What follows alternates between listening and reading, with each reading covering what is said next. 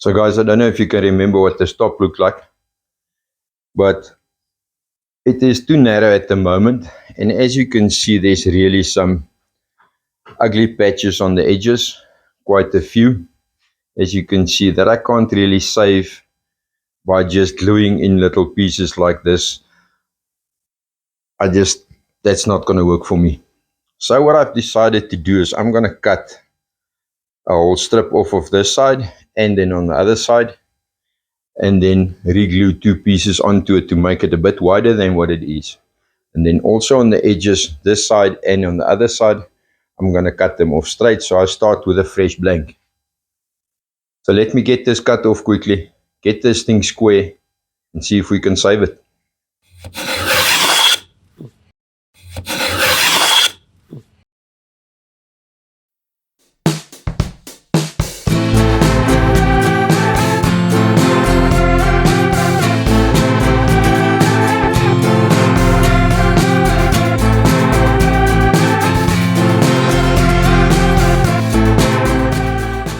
So guys, that's them now cut.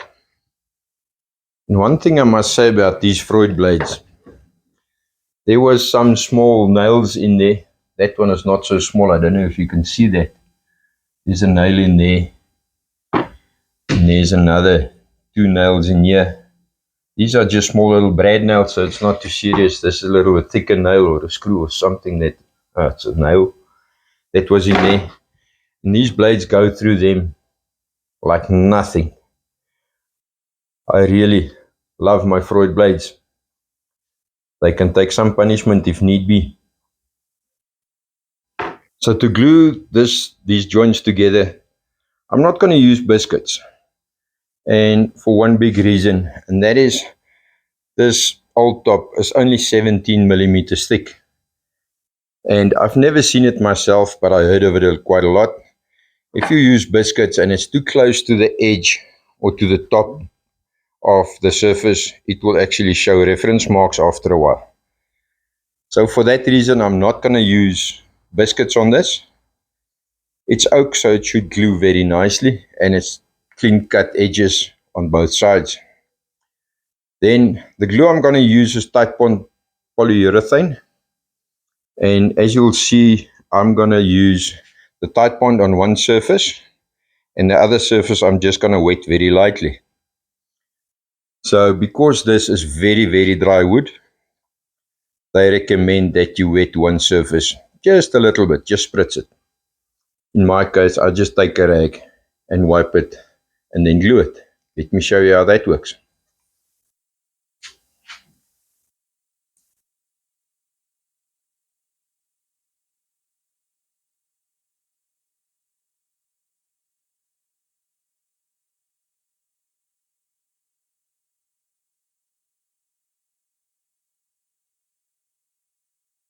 What's nice about the polyurethane, you don't need too much.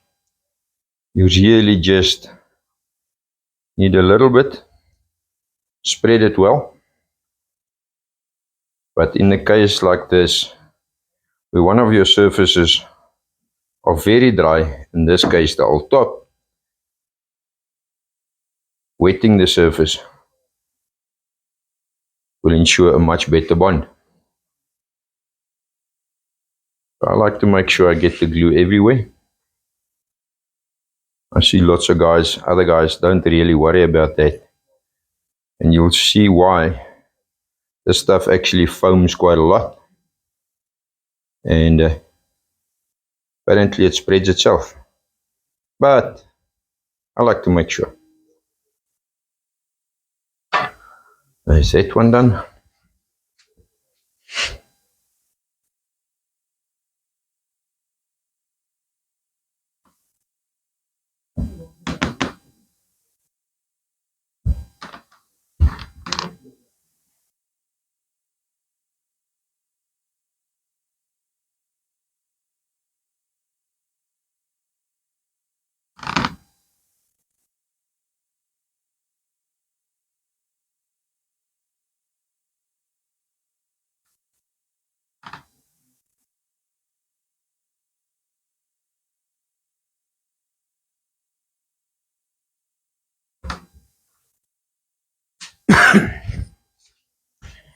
and this will cure in about 4 hours.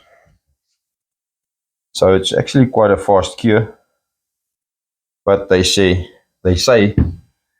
leaving it longer is better. I'm just gonna glue it up and leave it for the night. We'll then look at it tomorrow again. That's the glue spread. Let's give it some water, a little bit of moisture, and see if we can get this together.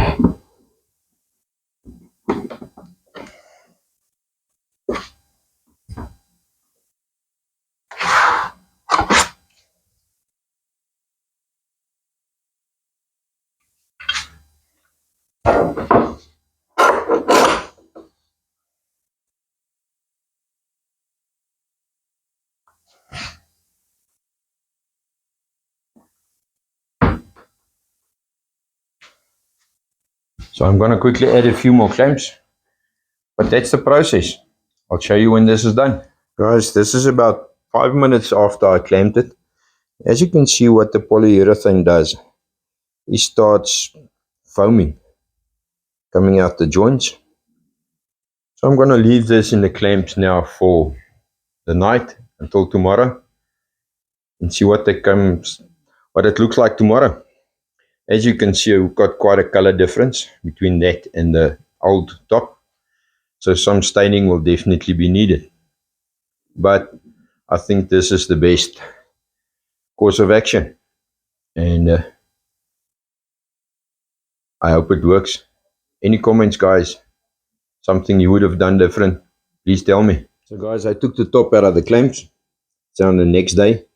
As you can see, this is what the polyurethane does. And if you can see that, it foams up quite nicely and it comes out of all of the gaps. So I just take an old planer blade and I just give it a quick once off with that to cut off the excess of the foam. Comes off quite easily. And then we start sanding. So guys, the top looks let's see if we can save it. What I've done on the other side, just to show you, I've started sanding. And that's what she looks like at the moment on this side. It's quite a difference. Only thing I'll have to do, I'll have to get the stain to get the two colors closer together. But this is quite a mission. To get rid of all these little spots. I don't know if you see that. All little pinholes. I don't know what the people done on this. To get that off takes quite a load of sanding. There's still a dark spot. I don't know what that was. I'll probably have to bleach that. I'll see. But let me get this whole thing sanded and see how well we can save this. So far, I'm happy.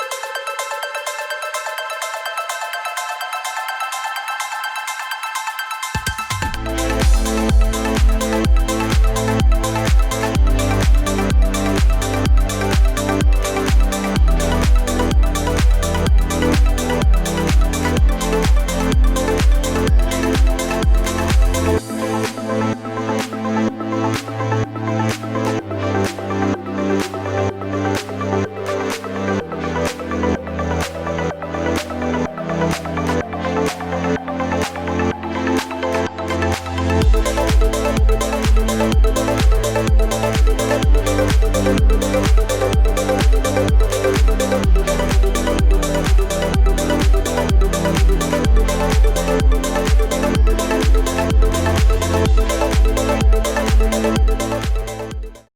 hours later.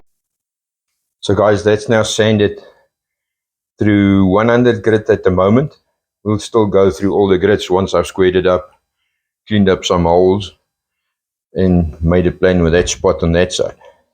But I promise you, this is an old lady that knows how to make dust. It's the old Festool RO150 random orbital sander. I don't think you get them anymore. There's the new Rotex 150s available now at the moment.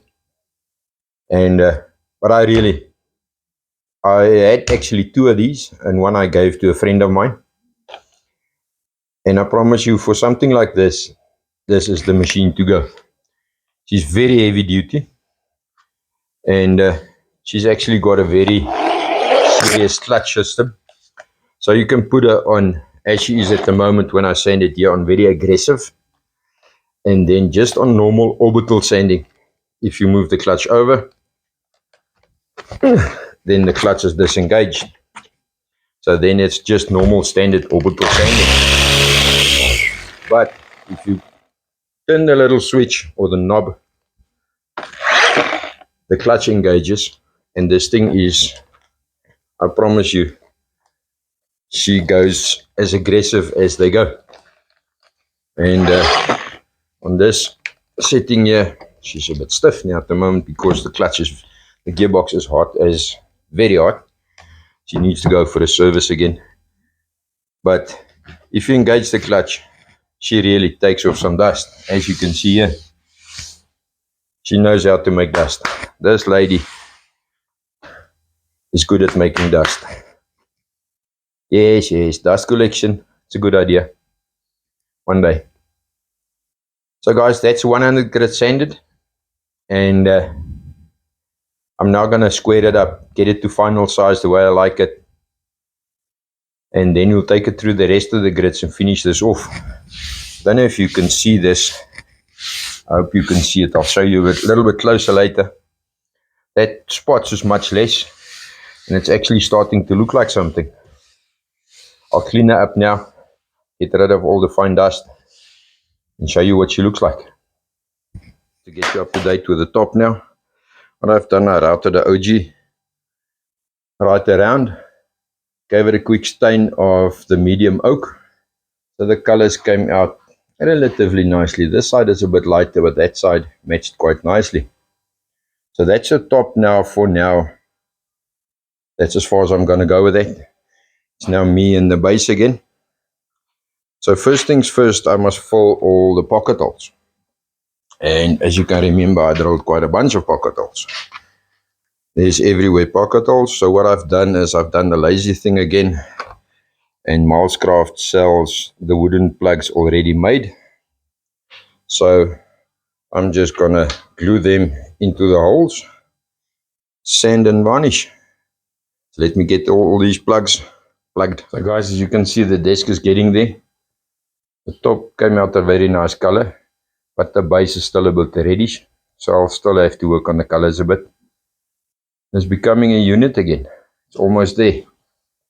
So that's as far as I'm going to get for now with the table. The rest is just drawers and then color and varnish. So that's close to done.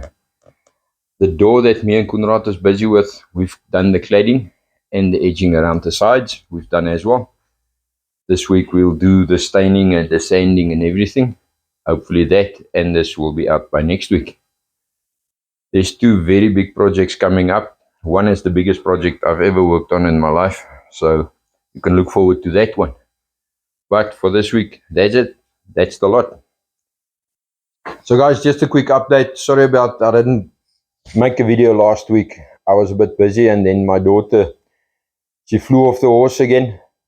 So on Friday she fell off the horse and got a bit injured. Not too serious, she's all right, she's fine again.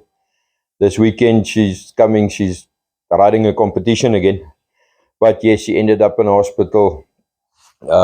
Just the lip was all tore up and she face planted into a pole. So it looks like she was in a brawl, but it's better now. So for that reason, I was a bit busy and we were preoccupied. We were occupied with some other stuff. So sorry about that. Just to get you up to date, me and Kunrad also, we sanded, stained, and put the first coat of varnish on the door. I'll show you now what it looks like. I've made 40 trophy stands for Nicoline again, a bunch of frames for the canvas prints for another company. I made them and done. Then I'm also making for doctors, I'm making some plaques for their offices.